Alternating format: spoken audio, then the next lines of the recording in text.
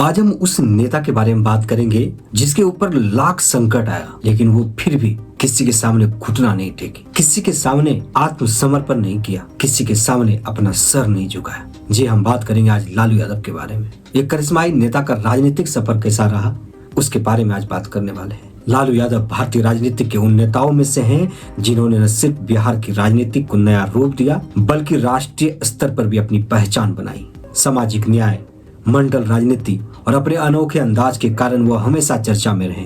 लालू यादव का राजनीतिक सफर सत्ता, विवाद और संघर्षों से भरा रहा। लालू यादव का जन्म 11 जून 1948 को बिहार के गोपालगंज जिले के फुलबरिया गांव में हुआ था।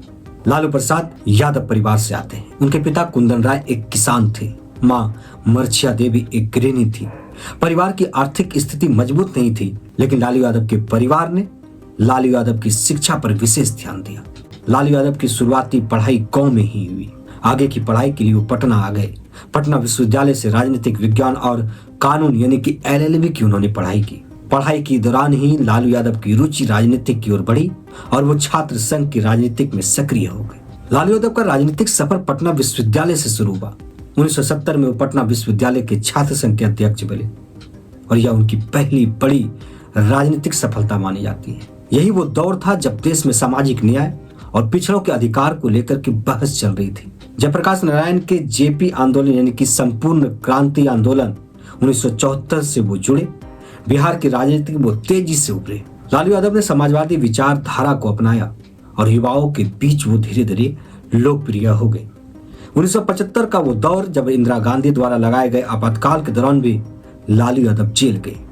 आपातकाल के बाद जब 1977 में चुनाव हुए, तब लालू यादव ने छपरा लोकसभा सीट से जनता पार्टी की टिकट पर चुनाव लड़ा और मात्र 29 साल के उम्र में ही लालू यादव सांसद बन गए।